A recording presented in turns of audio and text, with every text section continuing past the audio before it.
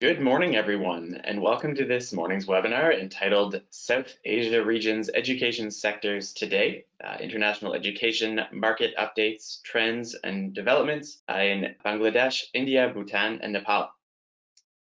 My name is Luke Bruce, and I am the Specialist Virtual Marketing and International Initiatives at the BC Council for International Education, and I will be today's moderator.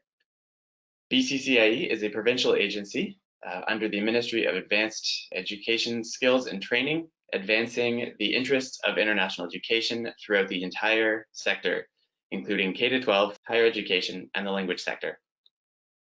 Thank you for joining us today on what promises to be an important presentation on one of BC's key international education partners of Bangladesh, Bhutan, Nepal, and India.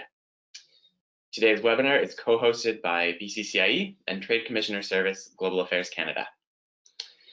Before we begin, and prior to introducing our presenters, it is important I acknowledge that at BCCIE, we live and work on the unceded territories of the Coast Salish peoples of the Musqueam, Squamish, and Tsleil-Waututh nations. Now, without further ado, I would like to introduce our presenters for this morning.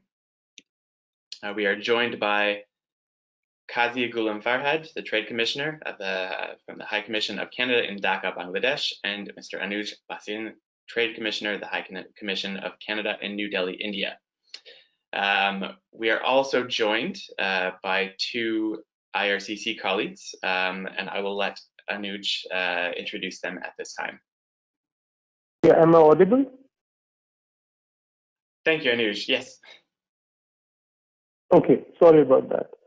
So I'm joined with two of my IRCC colleagues, Elena Balboa. She's the first Secretary Migration and the manager of the Study Permit Unit in Delhi.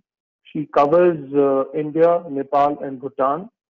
And Anandita, our Outreach Officer at IRCC Delhi. Thank you so much, Anuj. All right, please allow me now to turn the floor over to our first presenter, Qazi from the High Commission of Canada in Dhaka, Bangladesh. Thanks a lot, Luke. Good morning, everyone.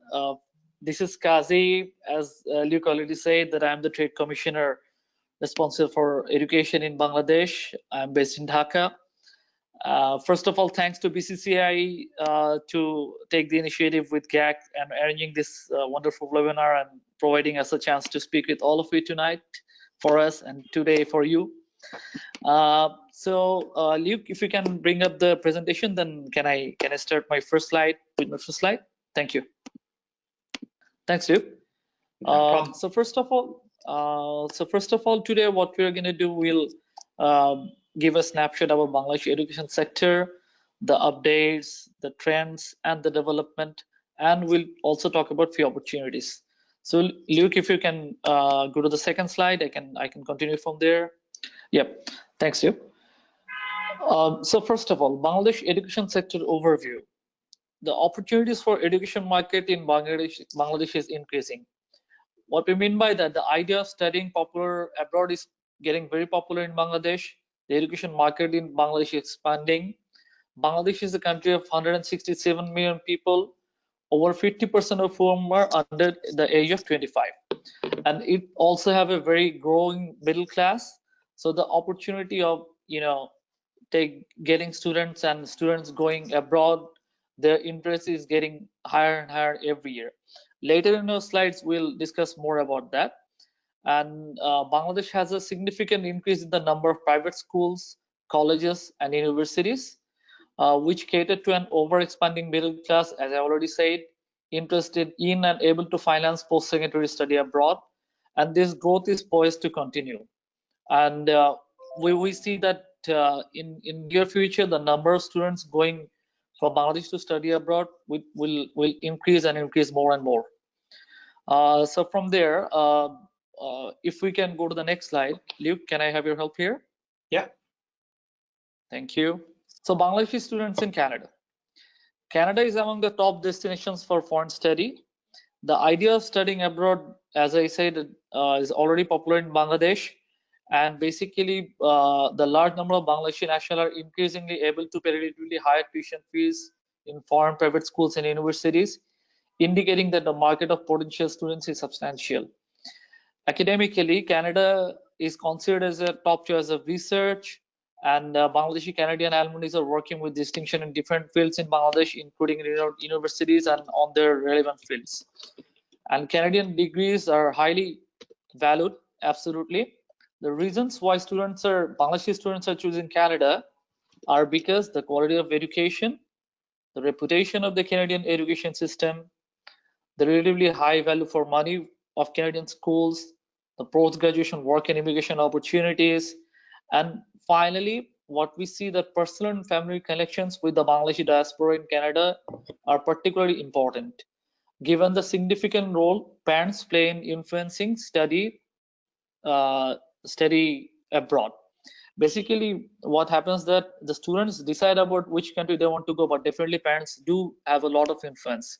So when we are talking about promoting Canada to Bangladesh, we're definitely talking about promoting Canadian education to the parents as well. So if we go to the next slides, we'll discuss more about that.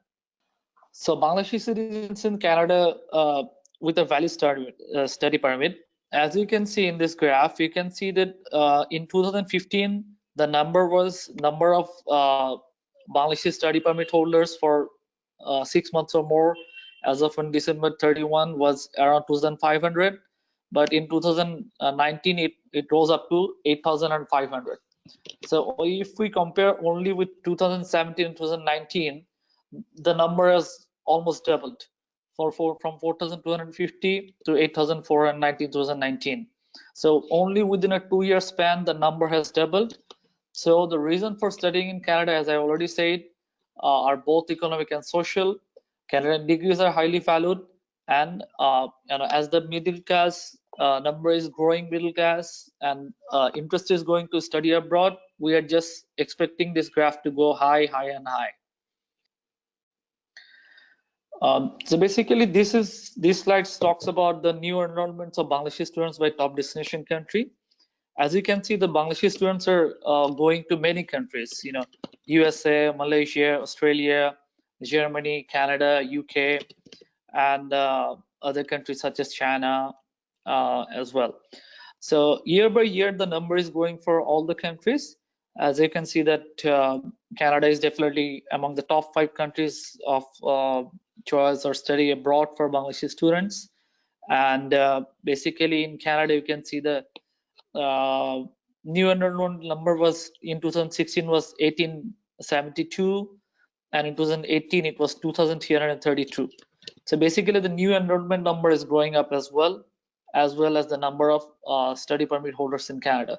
So which is a huge potential. So Bangladesh, as from the Trade Commissioner Service, we can see that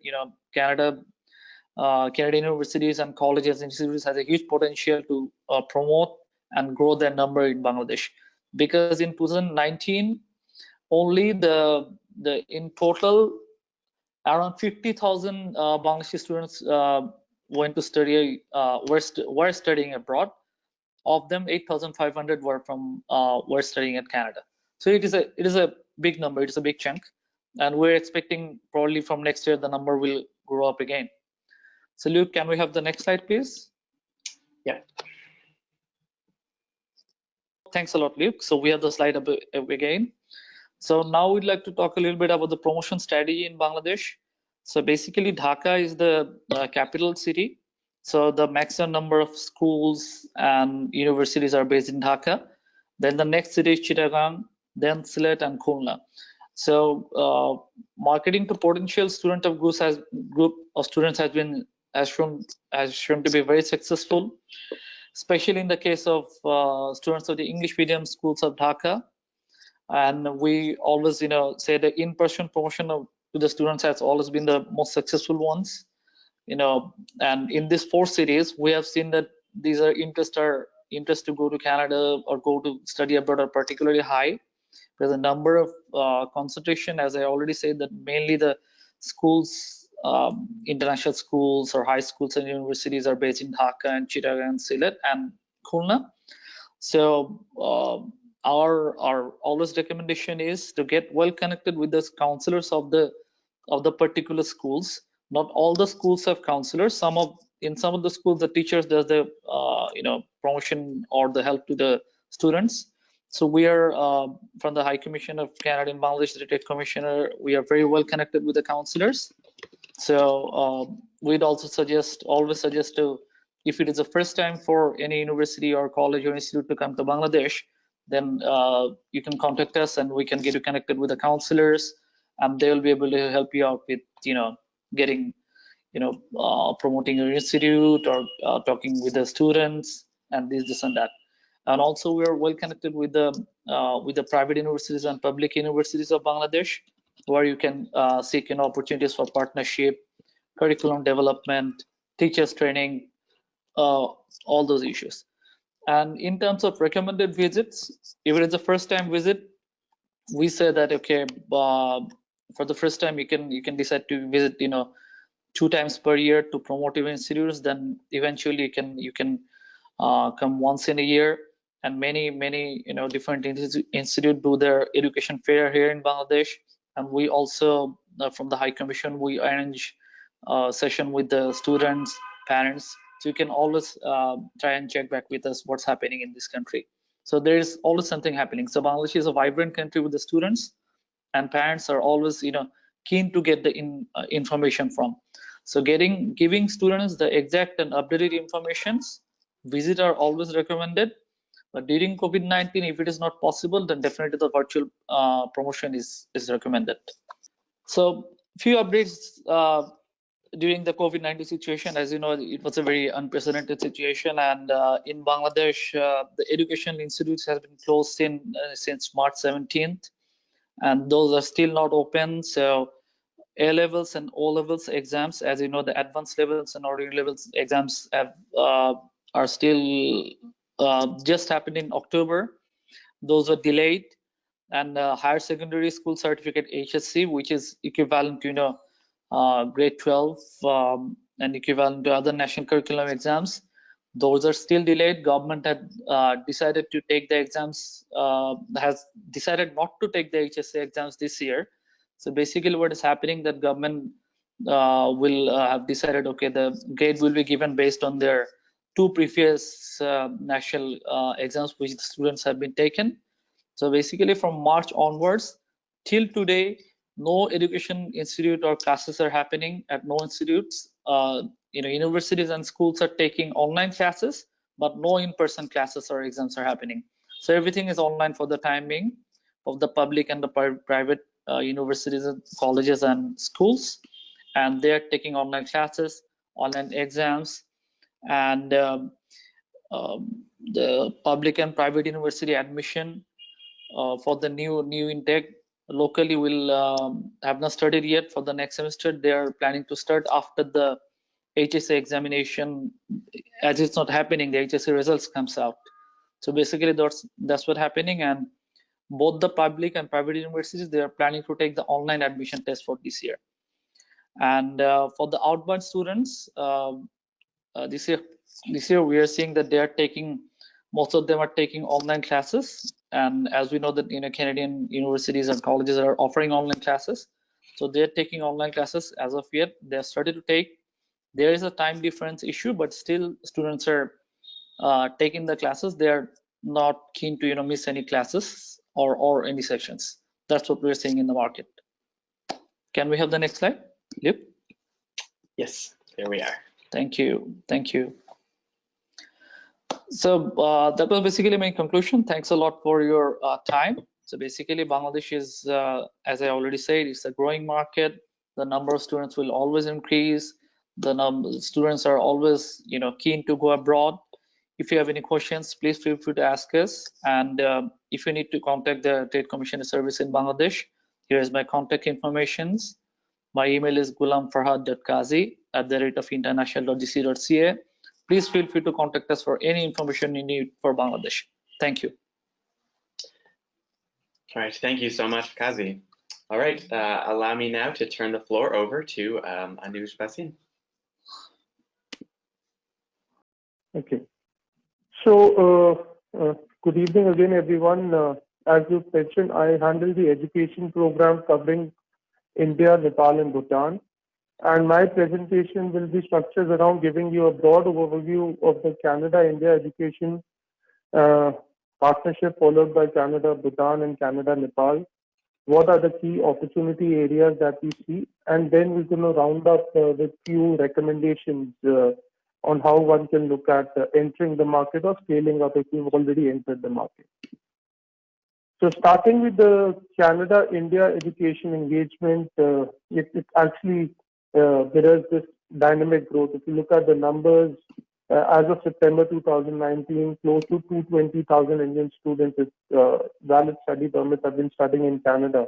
And this is actually over a five-fold increase from where we were 5 years ago. And Canada, in fact, is now rivaling the United States as the most popular foreign country for Indian students. And last year only, in 2018, rather, the year before, India overtook China as the largest source of international students for Canada. Beyond student recruitment, we see a strong presence of Canadian university and college representatives in India, and now we have more than 60 of them who are legs on the ground doing student recruitment as well as partnerships. And talking about partnerships, even though there's no official repository, we estimate upward of 550 MOUs between Canadian and Indian institutions to enable student, faculty, and researcher mobility. So in a way, these numbers give you a pretty reasonable indicator of how flourishing the bilateral relationship between Canada and India is going. I mean, if you look at some examples, MITAC has funded cutting-edge research internationally for more than 20 years, including in India. And they've signed up new partnership agreements with institutions such as Shastri Indo-Canadian Institute and All India Council of Technical Education, which we expect will significantly strengthen the research network between India and Canada in all the disciplines. I mean, Vancouver headquartered IC Impacts, which is the India-Canada Center of Excellence, brings together researchers, innovators, and communities in both the countries to work on the grand challenges or the hands-on solutions that affect the quality of life of millions of people in India and Canada. So the commitment is just not linked to student recruitment; it is actually expanded to partnerships and commercializing research and innovation that benefits both the countries. If you look at the government of Canada response, one key point is Canada has a presence in India from preschool to the higher education segment. So we have labeled their chain of preschools offering more than 100 franchises offering preschool elementary education to institutions such as Canadian International School offering K-12 education, and at a post-secondary level, we have Schulich School of Business offering their MBA programs, University of Fraser Valley has a campus, and there are many institutions that offer training programs with Indian partners. Now, in terms of the response, during this COVID-19 outbreak, we certainly expect the numbers to go down, but the education stakeholders, which includes universities, agents, counselors, or students and parents in India, have a very positive view of the government of Canada handling of the crisis and the support, especially that was extended to international students. I mean, this includes providing financial support, expanding eligibility areas to work, providing a smooth transition to online education, and even allowing online education delivery to be counted as time spent in Canada that is useful to apply for the post-grad work permit. In a way, it demonstrated how Canada values the international education sector, especially the Canada Emergency Response Benefit that allows recipients to get up to $2,000 a month. It was a very good PR thing that was very well acknowledged by the local stakeholders there. Now, starting October 20, many of you would be aware that DLIs with a COVID-19 readiness plan approved by their province or territory will be able to reopen to international students who are currently outside Canada. And of course, the primary responsibility for education and healthcare will lie with provincial and territorial governments to assess the COVID-19 readiness plans that schools are putting in place. This change doesn't actually affect the study permit holders already in Canada, and we always encourage students as well as the international officers to consult the IRCC website to get the most up-to-date information.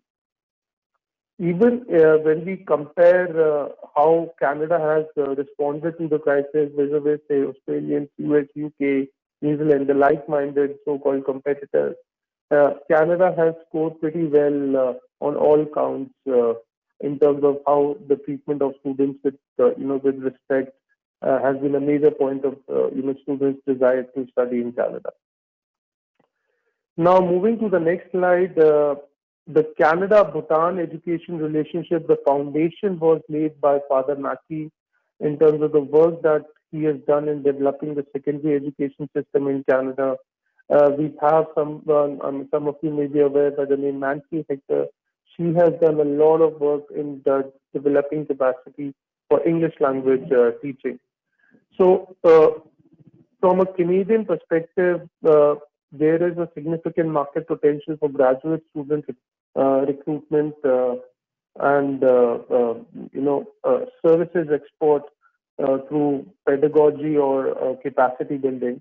And from a Bhutan perspective, they are looking to improve the quality of its education system through updated curriculum and teacher training. But their challenge typically has been to put the money on the table, and that's where we try and navigate this challenge through working with international financial institutions like ADB and all, and see if we can work with the implementation agency to get Canadian institutions plugged in for these opportunities.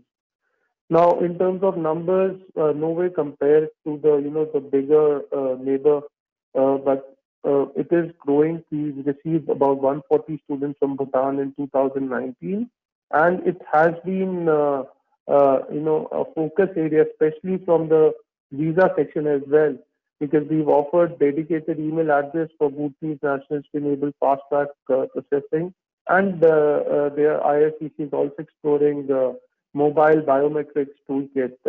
And in fact, Trade Commissioner Service has conducted 2 focused missions to support student recruitment and academic partnerships. I see some of you, of the attendees of this webinar, have also participated in those missions. So the idea has been to develop this market proactively. In terms of population as well, it is a fairly small market. You are talking about 700,000 people living in a very tiny region. So purely on numbers, it may not be very, very big, but still there are opportunities on IFI funded, as I said, capacity building programs, or providing self-employment and entrepreneurship courses. Incidentally, Government of Canada, Global Affairs Canada has offered Study in Canada scholarships for Bhutanese nationals, and we selected a couple from the current cohort as well, wherein 60,000 Canadian per year for up to 2 years were offered to fund the education. Now, moving on to the next slide, I'll quickly touch upon the relationship on the Canada and Nepal. It is, certainly a new one, and we are growing. Students are taking notice. We have about 1,175 students from Nepal that came to Canada in 2019.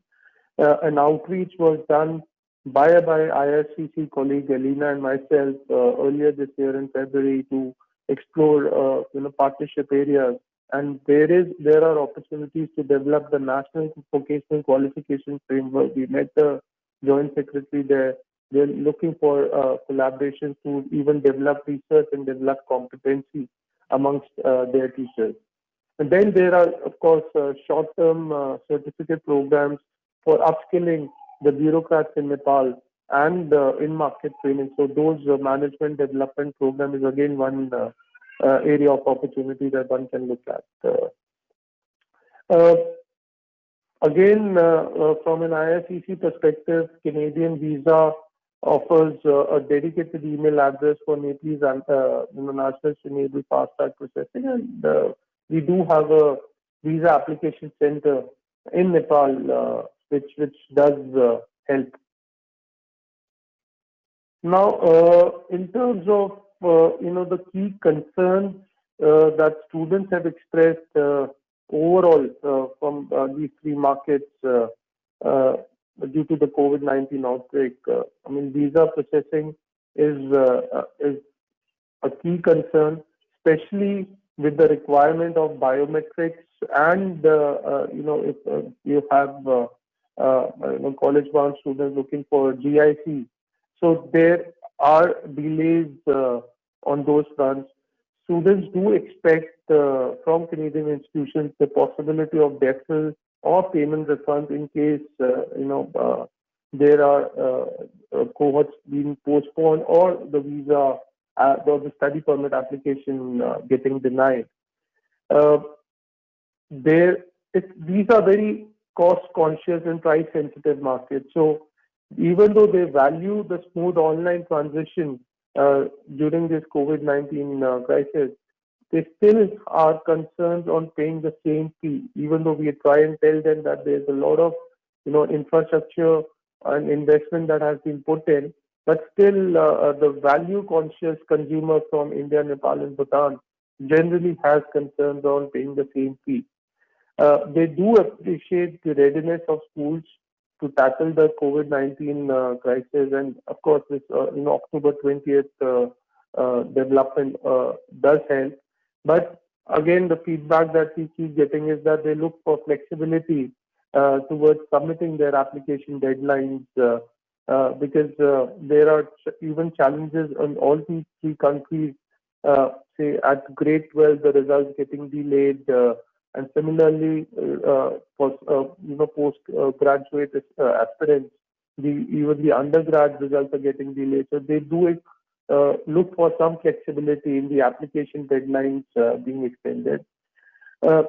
We feel that Canadian institutions are doing a pretty commendable job in terms of doing virtual fairs. I do get invitations of 2 to 3 on a weekly basis. So which in a way, is the best one can do within this, current handicap that we have.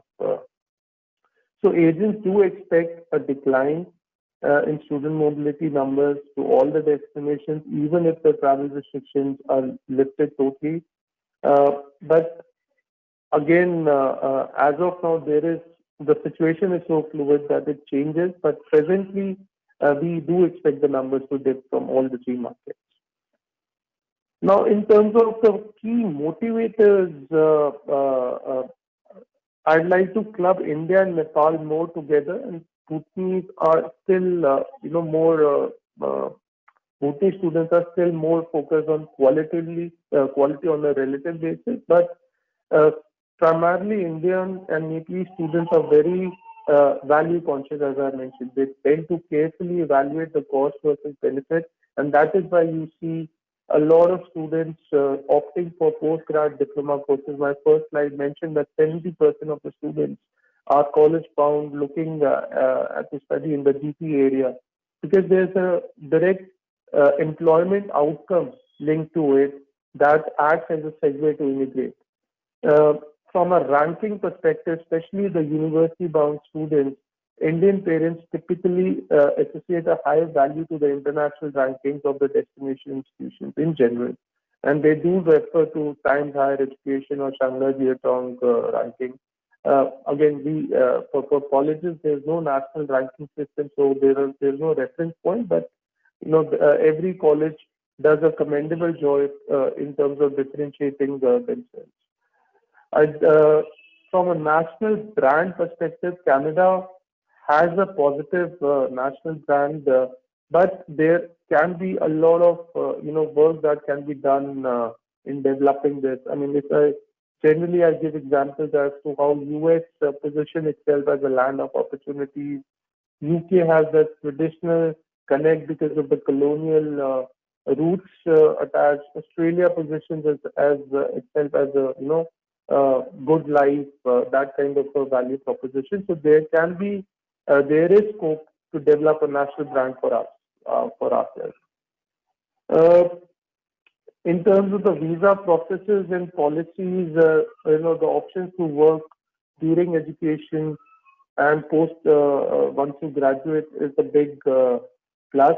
The framework, especially for the Indian market, the SDS framework does help a lot in terms of structuring the visa processes and the key documents that have to be submitted. That helps a lot students to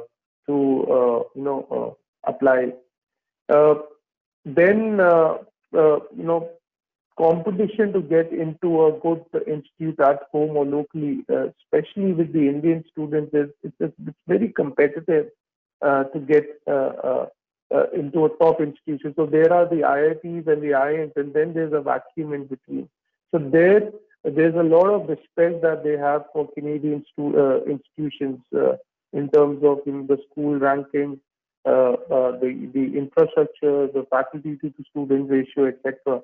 So that's a plus. Now, where we can fill a gap is to have a centralized agency to provide unbiased information about Canadian studies. Like the Brits have the British Council, the US has the US India Education Foundation. We need to have someone to represent a pan-Canadian perspective and provide unbiased information. Now, moving to the next slide, in terms of the key segments, I've sort of put in the different subsegments within the education landscape.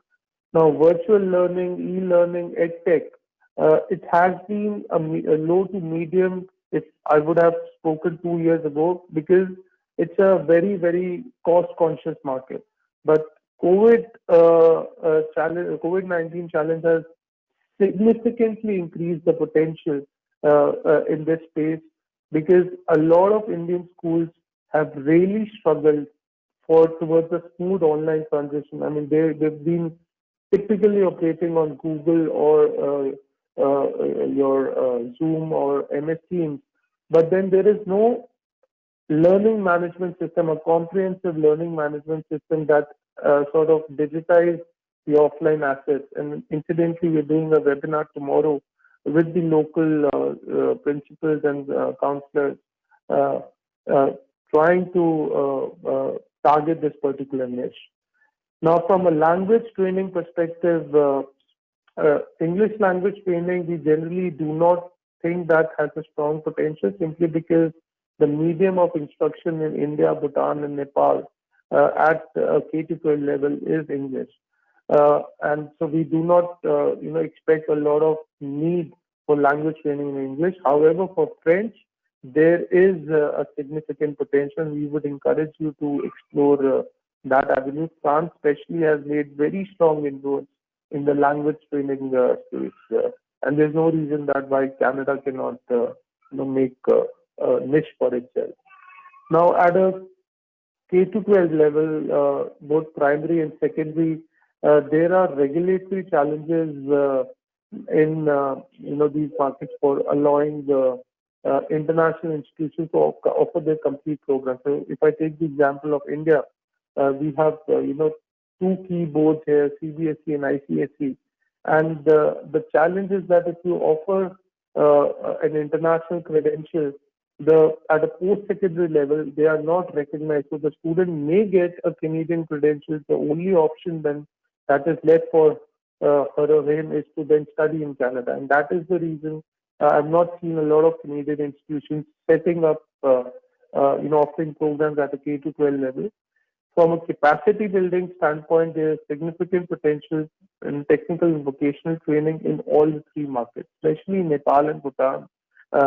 The competition is relatively less, and they have made a lot of interest in working with Canadian institutions to develop their technical and vocational training infrastructure. From a student recruitment perspective, college, polytechnics, have already made strong inroads in all three markets, but the potential continues to be high. There is a lot of demand that is there, and the policy, especially linked to a migration and an employment outcome, does contribute quite a bit.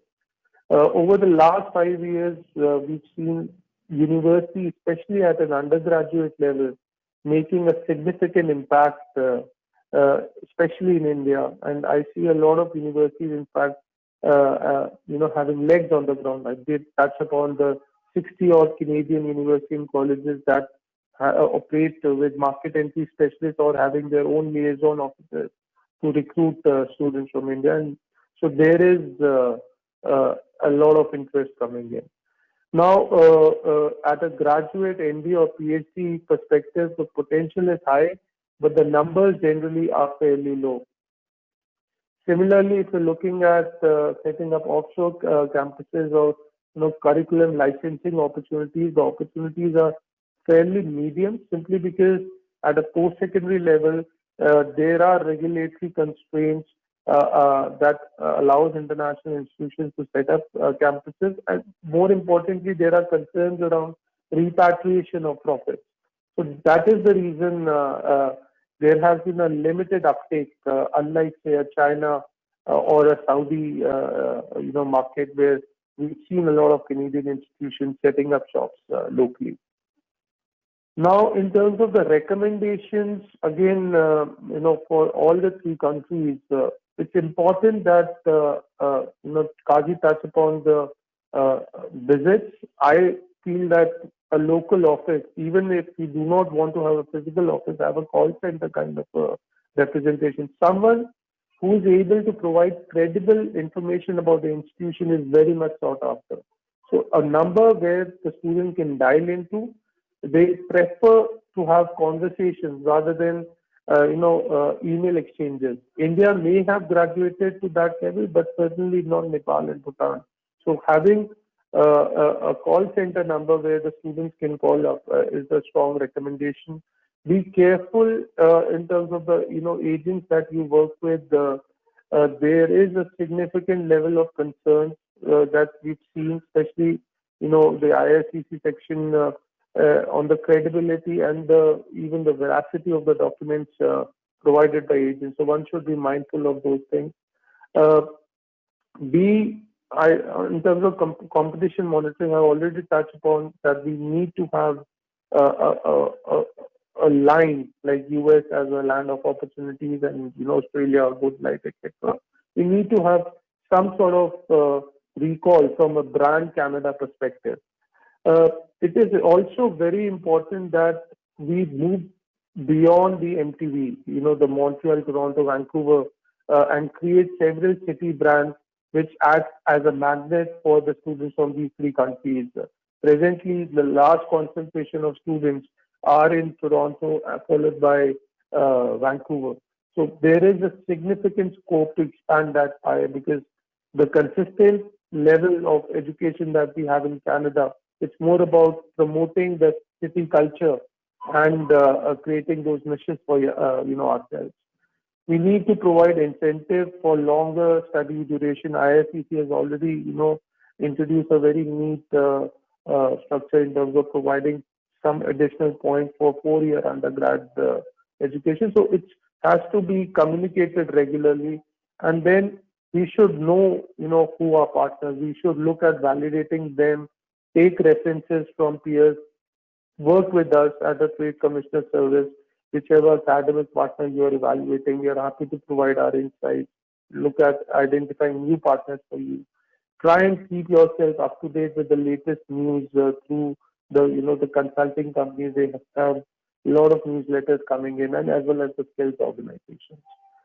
So in the interest of time now, I'll end my presentation. These are my email coordinates and the Twitter handle that you're welcome to write to. Thank you again for the time and opportunity, and thank you again to the colleagues from BCCI. Over to you, Luke. Thank you so much, Anuj.